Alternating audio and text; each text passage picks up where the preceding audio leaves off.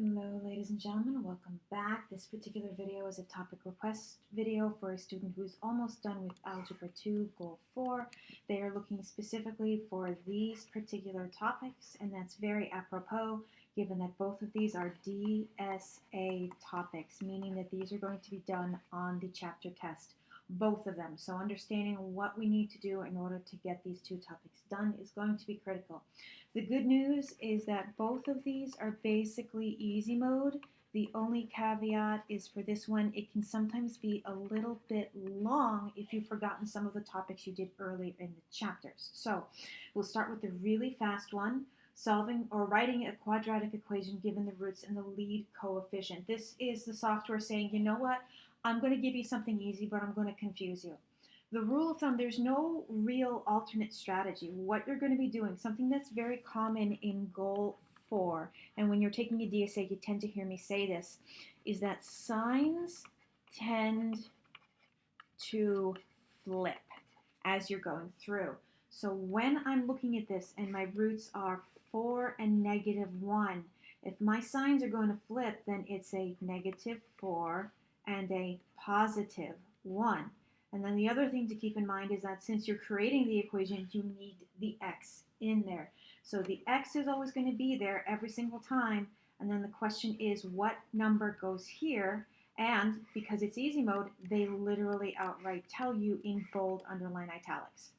The next question is for lead coefficients. That's the other thing we want to keep in mind. Let me make that straight.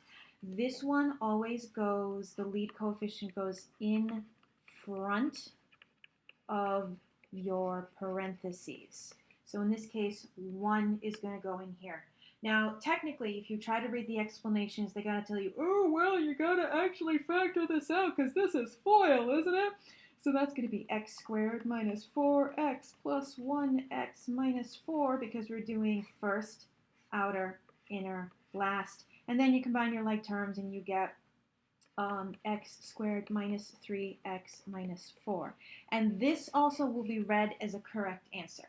But because I respect the fact that my students have a little bit of trouble even going through chapter 3, being able to do FOIL, leaving it as this, the software will still take it as the correct answer. So I am sparing you the work in order to do this. Now we have a new setup.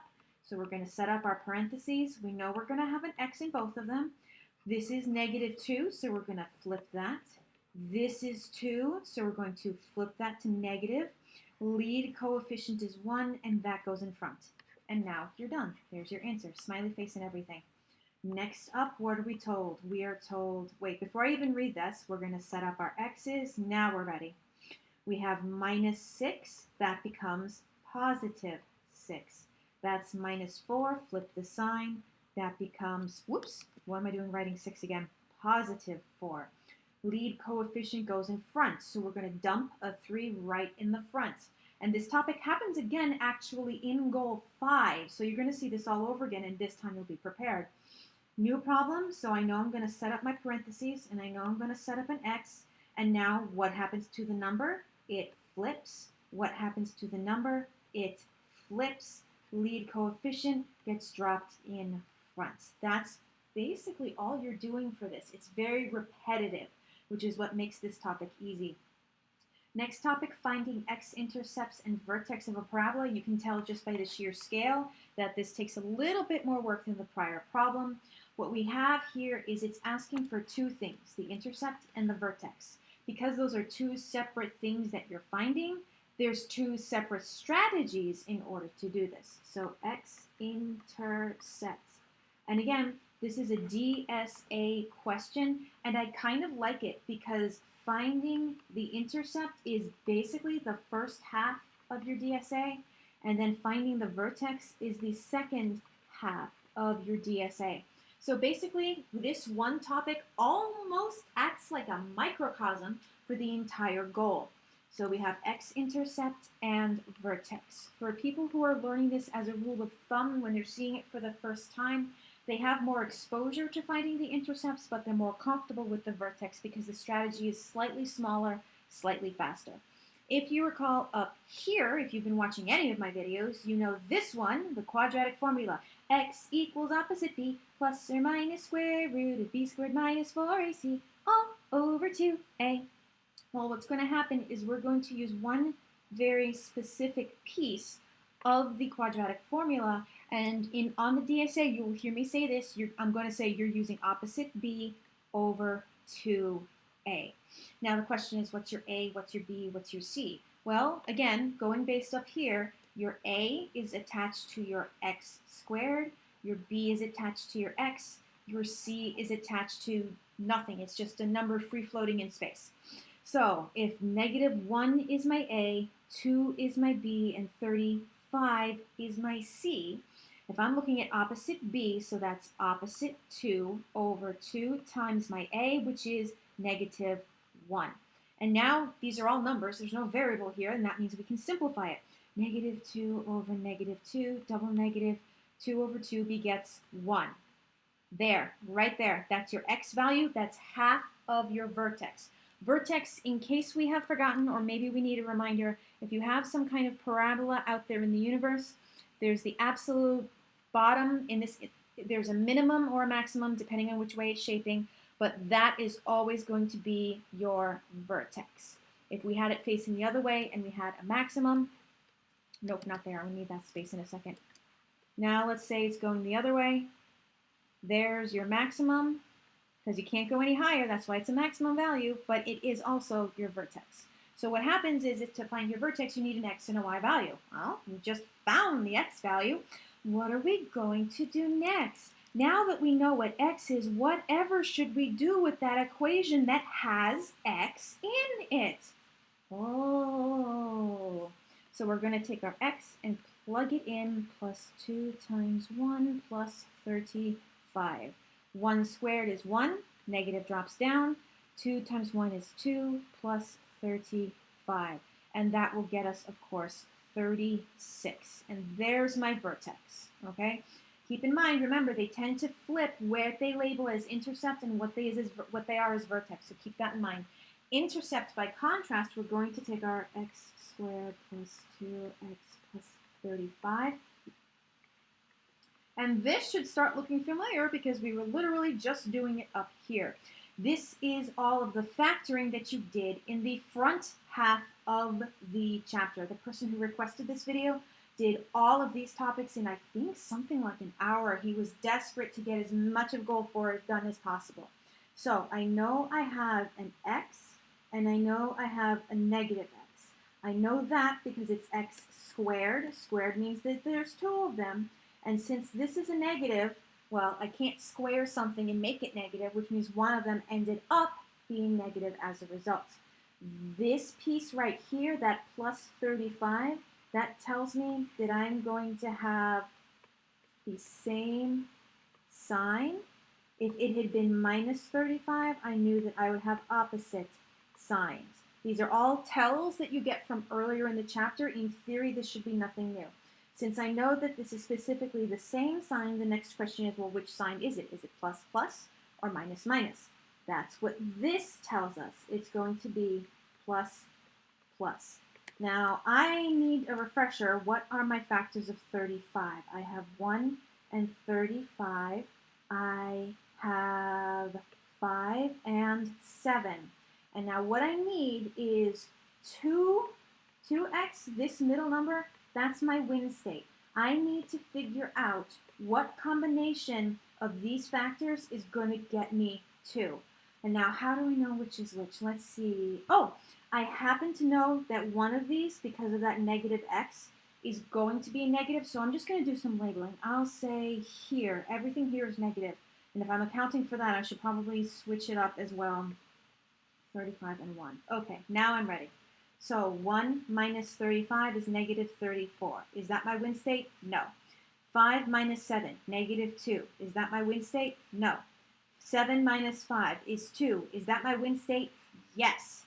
So it is going to be plus 7 and minus 5. There we go. And I did not give myself enough space for this. We don't need this as much anymore. Okay, now that we know that, we're going to set each piece equal to 0. So x plus 5 equals 0, negative x plus 7 equals 0. Minus 5, minus 5, x equals negative 5. That's one of my intercepts, which, if we've been paying attention, since goal 4 tends to flip the signs, this was plus 5 and our answer was negative 5, which again is exactly what we were just doing. So then over here, let's see here, that means negative x equals negative 7, which means x equals 7. There we go. There are our intercepts. Now that's kind of a lot to process and take into account, so I've given us a couple of examples so that we can keep going through it.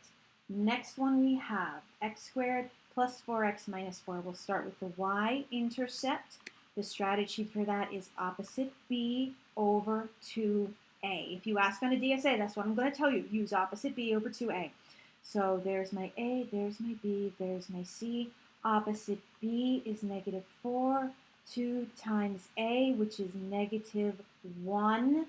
So that's negative 4 over negative 2. Double negatives cancel out. 4 divided by 2 is 2. Okay, halfway there. Not a lot of math. Now we got to plug it in. Negative 2 squared plus 4 times 2 minus 4. So 2 squared is 4. Then the negative drops down. 4 times 2 is 8 minus 4. That's negative 8 plus 8, which means 0. Now, I'm going to see into the future for a second and predict that not only is that my vertex, that is also going to be my intercept. I happen to have a crystal ball intercept that tells me the future for this. But let's play it safe. I now need to find your x-intercepts. They're sometimes called zeros because that's what it means. Let's see, we have negative x squared plus 4x minus 4. So set those up. We're going to have an x and a negative x again. I don't like those. That makes it hard for me. All right, I'm going to show you a little mathematician trick, okay? I am going to erase this for a hot second. So what I'm going to do, because that negative x always makes it hard for me. Like if Ms. Dubois, the trained math teacher, is going to make a mistake, it's because that x is squared is negative. So what I'm going to do is a little trick. I'm going to multiply this by negative 1. All of my signs flip because it wouldn't be goal 4 if the signs weren't flipping for some reason. And visually, oh my goodness, you have no idea how much more relaxed I got just by doing that. So x, x. This tells me it's positive, so it's going to be the same sign. And this tells me it will be minus, minus. Okay, next up, I need to have my 4. 4 breaks down to 1 and 4 and 2 and 2. What's my win state? Win state is your middle term, so I need to add this up to 4. 1 plus 4 is 5. That's not it. 2 plus 2 is 4. That's it. Minus 2, minus 2. And some good old-fashioned sign flipping because, again, it's goal 4. Our intercept is only the one number, which is 2. And that makes sense. What this means in a graph, if I'm going to show off for a second, is that your parabola looks like this, where your vertex has the only thing that touches the x-axis, and since x-intercept is anything that crosses the x-axis, that's the only one you get. One more, let's take a look. So y-intercept is going to be opposite b over 2a. There's my a, there's my b, there's my c. So opposite b is negative 10 over 2 times a, which in this case, there's an invisible number there, so it's a 1. Negative 10 over 2 is negative 5. So there's half of my vertex. I'm getting ready. Next, I'm going to plug it in. So negative 5 squared plus 10, 5, 25. There we go. 5 squared is 25. Excuse me. 10 times negative 5 is negative 50. 25 just drops down. 25 and 25 is 50 minus 50. Ooh, I didn't notice this at the time.